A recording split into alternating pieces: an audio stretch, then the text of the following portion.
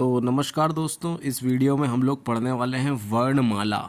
तो वर्णमाला, इसमें हम फटाफट एक क्विक रिवीजन के तौर पे इस वीडियो को देखना है आपको। ज़्यादा आपका समय व्यर्थ नहीं गंवाना है, और क्योंकि टाइम बहुत इम्पॉर्टेंट है तो हम इधर उधर की बातें करे बिना इस सिलेबस को, जो हमारा अभी वर्णमाला का जो चैप्टर है, इसको हम कंप्लीट करने की कोशिश करेंगे। तो वर्णमाला जो है, इसको शुरू करते हैं। तो सबसे पहले हम देख लेते हैं कि भाषा की सबसे छोटी इकाई जो होती है वो होती है ध्वनि, और इस ध्वनि को वर्ण कहते हैं। वर्णों के व्यवस्थित समूह को वर्णमाला कहते हैं, और हिंदी वर्णमाला में कुल वर्णों की संख्या जो होती है वो 52 होती है। हिंदी वर्णमाला को 2 भागों में बांटा गया है, एक स्वर और एक व्यंजन। जो वर्ण स्वतंत्र रूप से बोले जाते हैं उनको स्वर बोलते हैं। और अब हम देख लेते हैं आगे स्वर के प्रकार कितने होते हैं। तो बेसिकली ये 3 टाइप्स के होते हैं, मूल, ह्रस्व और लघु। ये सब एक ही तरह के होते हैं, इनमें एक मात्रा लगती है, जैसे अ, ई, उ और री की मात्रा। और दीर्घ स्वर जो होते हैं उसमें 2 मात्रा लगती है, जैसे आ, ई, उ, ए, ऐ, ओ, औ। तो ये सारे दीर्घ स्वर में आ जाते हैं। और प्लुत स्वर जो होता है उसके अंदर 3 मात्रा लगती है, जैसे ओम। तो जिन स्वरों के उच्चारण में बहुत कम समय लगता है वो मूल स्वर या ह्रस्व स्वर या लघु स्वर कहलाते हैं, जैसे अ, ई, उ।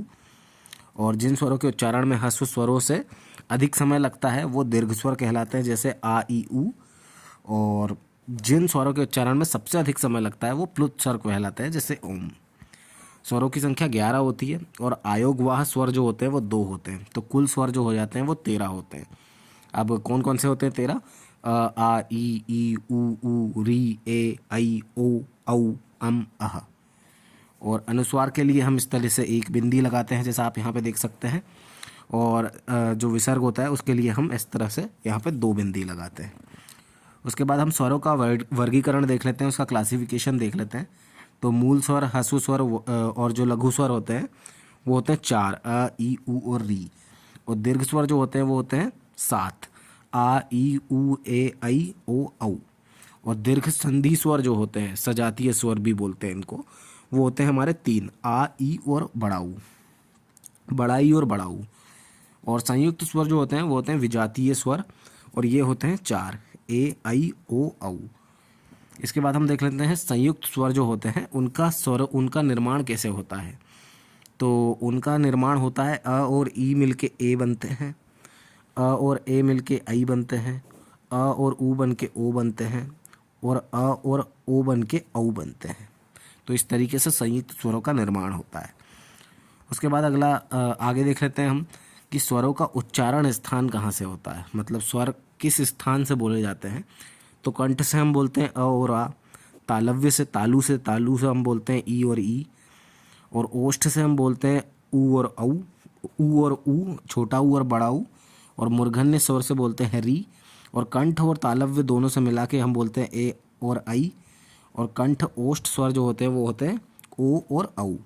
तो इस तरीके से हम स्वरों का उच्चारण स्थान के हिसाब से हम बता सकते हैं कि स्वर का टाइप कौन सा है। और जीभ के आधार पर अगर स्वरों का उच्चारण स्थान देखेंगे तो 3 टाइप के होते हैं। जीभ के अग्र स्वर, आगे से बोलेंगे तो अग्र स्वर हो जाएगा, मध्य स्वर हो जाएगा, और पश्च स्वर अगर पीछे से बोलेंगे तो जीभ के अनुसार देखें तो अग्र स्वर होते हैं ई और बड़ा ई, ए और आई। और मध्य स्वर जो होता है वो होता है आ होता है सिर्फ। और पश्च स्वर जो होता है वो होता है आ, उ, ओ और औ।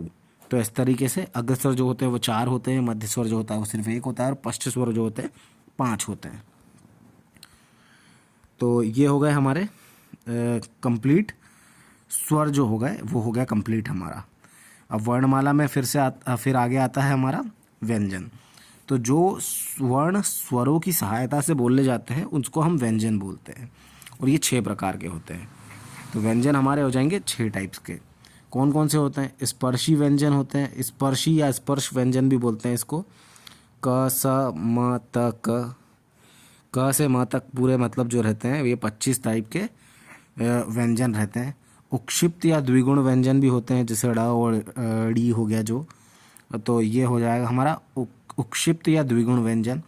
और अनुनासिक जो नाक से बोले जाते हैं वो 5 टाइप के व्यंजन होते हैं, य, ण, न, और ये एक और अण होता है। तो प्रत्येक वर्ग का जो 5वां वर्ण होता है वो हो जाता है हमारा अनुनासिक या नासिक उसको बोल देते हैं व्यंजन।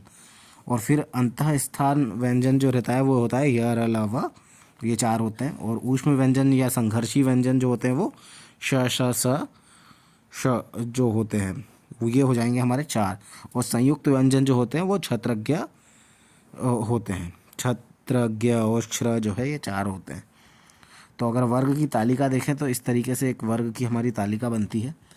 और वर्ग की तालिका में आप देख सकते हैं कि क वर्ग हो जाता है, च वर्ग जो भी पहला जो व्यंजन होता है हमारा वो, मतलब टोटल तो ये जो 25 हमारे व्यंजन होते हैं इन सभी को हम एक स्क्वायर में एक वर्ग में रख लेते हैं और उसमें रखने के बाद हम इस तरीके से उनको नाम दे देते हैं।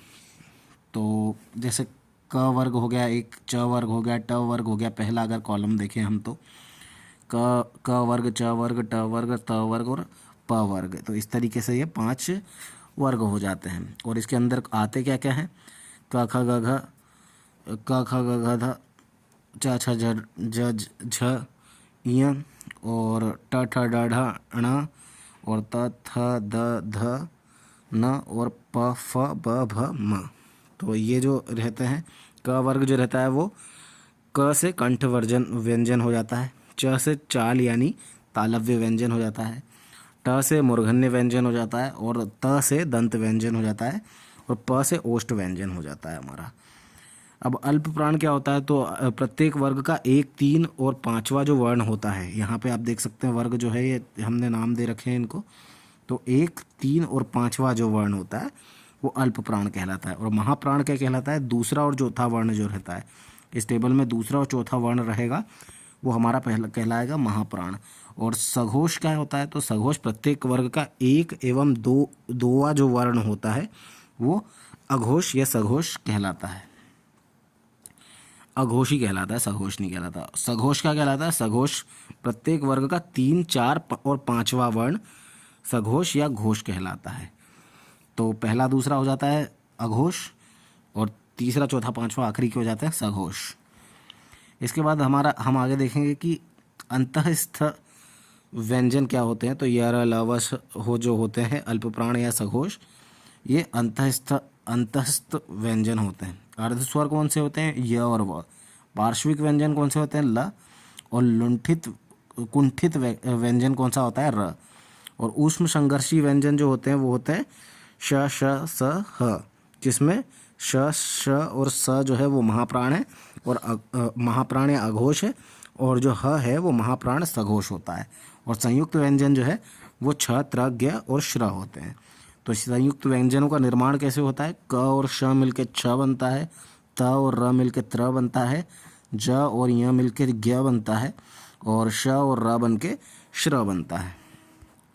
तो वर्णमाला को अगर हम एक नज़र में देखें तो कुछ इस तरीके से हम उसको देख सकते हैं कि स्वरों की संख्या जो होती है वो होती है 11, अयोगवाह स्वर होते हैं 2, कुल स्वरों की संख्या होती है 13, स्पर्शी व्यंजनों की संख्या होती है 25, द्विगुणी व्यंजनों की संख्या होती है 2, अंतःस्थ व्यंजनों की संख्या होती है 4, ऊष्म व्यंजनों की संख्या होती है 4, संयुक्त व्यंजनों की संख्या होती है 4।